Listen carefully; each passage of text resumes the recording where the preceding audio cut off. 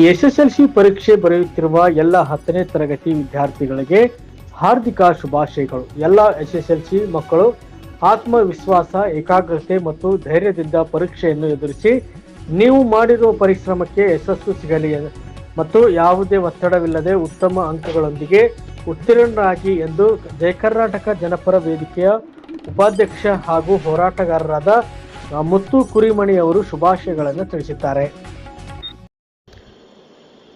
ನಮಸ್ಕಾರಗಳು.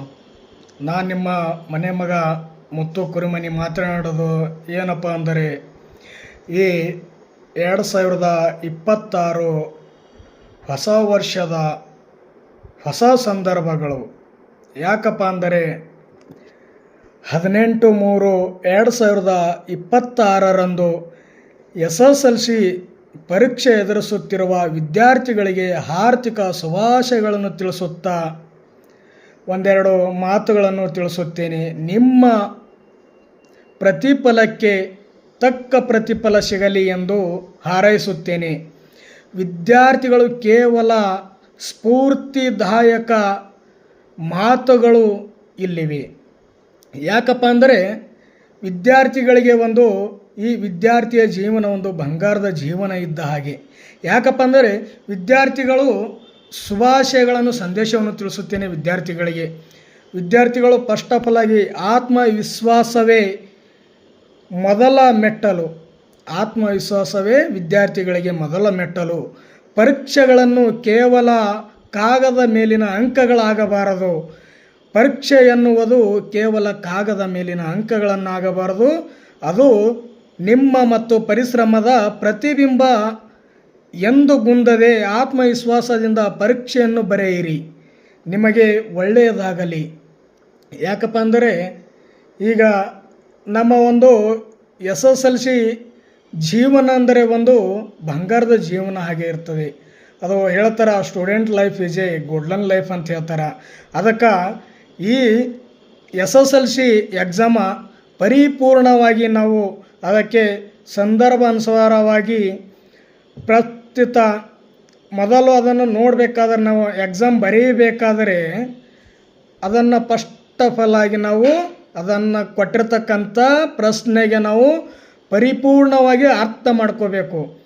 ಏನು ನಮಗೆ ಕೊಟ್ಟಿರ್ತಕ್ಕಂಥ ಪ್ರಶ್ನೆ ಇರ್ತಲ್ಲ, ಅದು ಪರಿಪೂರ್ಣವಾಗಿ ಅರ್ಥ ಮಾಡ್ಕೊಂಡು ಅದಕ್ಕೆ ನಾವು ಅಂಡರ್ಲೈನ್ ಮಾಡ್ಕೊಂಡು ಅದನ್ನು ಅಕ್ಷರದ ರೂಪವಾಗಿ ಶಿಸ್ತಿನ ಮುಖಾಂತರ ನಾವು ಅಕ್ಷರವನ್ನು ಬರೆದರೆ ಅದಕ್ಕೆ ಒಳ್ಳೆಯ ಸಂದೇಶವನ್ನು ಸಿಗುತ್ತದೆ. ಕೇಳದೆ ಕಳೆದ ವರ್ಷದಿಂದ ನಾವು ಪಟ್ಟ ಶ್ರಮ, ಓದಿದ ಪ್ರತಿ ಫಲವು ನಿಮಗೆ ಯಶಸ್ಸು ತಂದು ಕೊಡಲಿ, ನಿಮ್ಮದಾಗಲಿ. ಯಶಸ್ಸು ತಂದು ಕೊಡಲಿ ಮತ್ತು ನಿಮ್ಮದಾಗಲಿ.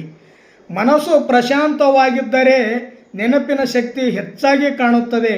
ಯಾಕಪ್ಪ ಅಂದರೆ ನಾವು ಪರೀಕ್ಷೆ ಬರೆಯುವ ವೇಳೆಯಲ್ಲಿ ನಮ್ಮ ಮನಸ್ಸನ್ನು ಹಗುರವಾಗಿ ಇಟ್ಟುಕೊಂಡರೆ ನಮಗೆ ಪರೀಕ್ಷೆ ಬರೆಯುವ ವೇಳೆಯ ಸಂದರ್ಭದಲ್ಲಿ ನಮಗೆ ಆ ಪ್ರಶ್ನೆಗೆ ಅರ್ಥ ತಾನಾಗೇ ಹೆಚ್ಚಿಸುತ್ತದೆ.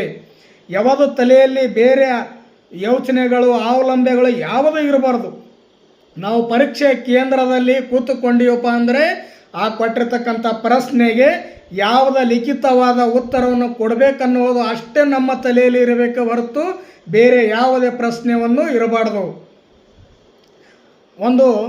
ಬರೆಯುವುದು ಪ್ರತಿ ಅಕ್ಷರ ನಿಮ್ಮ ಭವಿಷ್ಯದ ದಾರಿಯಾಗಲಿ. ಪಡುವ ಪ್ರತಿ ಶ್ರಮವು ವಿಜಯದ ಹಾರವಾಗಲಿ. ಯಾಕೆ ಹೇಳ್ತೀನಪ್ಪ ಅಂದರೆ, ನೀವು ಪಟ್ಟಿರುವ ಕಷ್ಟ ಮತ್ತು ಪ್ರತಿಫಲ ಪಡುವುದು ಪ್ರತಿ ಸಮಸ್ಯೆ ವಿಜಯದ ಹಾರವಾಗಲಿ ನಿಮಗೆ.